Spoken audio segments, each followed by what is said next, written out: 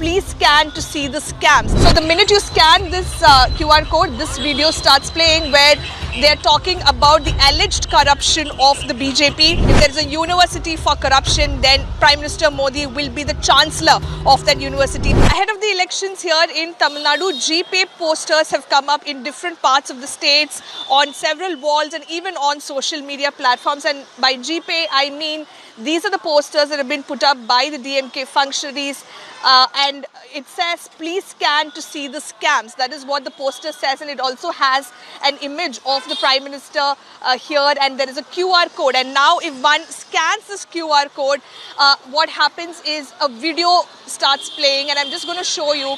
So the minute you scan this QR code, this video starts playing where they're talking about the alleged corruption of the BJP.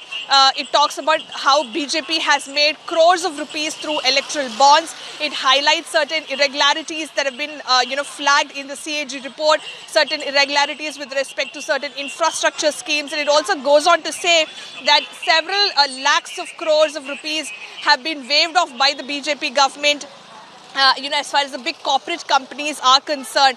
And the ending of the video, of course, says BJP should be rejected and the people's support should be given to the India Alliance. So this is something that we've seen in the past as well. In Karnataka, the Congress had a Pay CM campaign, and a similar, strategy being adopted here in Tamil Nadu. The DMK, of course, has been focusing on the BJP's corruption. The Chief Minister himself leading that attack from the front. In every campaign speech of the Chief Minister, he talks about BJP's corruption through electoral bonds, the CAG irregularities, the irregularities highlighted by the CAG, etc. In fact, just yesterday, the Chief Minister said if there is a university for corruption, then Prime Minister Modi will be the chancellor of that university. So the DMK, of course, is mounting the political attack against the BJP through these GPay posters that have been put up across the state and even on social media platforms.